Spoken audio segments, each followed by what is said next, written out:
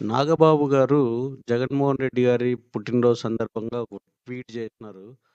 ఆ ట్వీట్ చేసిన తర్వాత ఆయన పైన జనాలు కామెంట్లు చేయడం, ఎదురుదాడి చేయడము మొదలైంది.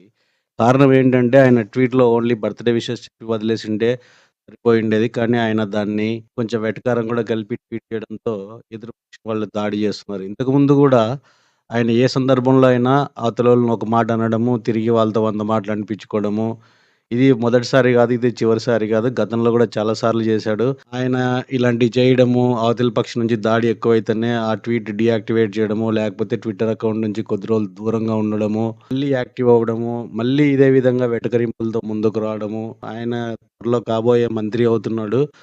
ఇప్పుడు గూడా ఇలాంటి పనులు జేస్తే అవతలి పక్షం నుంచి దాడి తీవ్రంగా ఉంటది. ఈయన పోర్ట్‌ఫోలియో విషయం పక్కన బెట్టి ఇలాంటి వాటిపైనే ఎక్కువ టైమ్ స్పెండ్ జేయాల్సుంటది. ఇది చాలా చికాకుని కలిగించే విషయము. ఆయన మారతాడని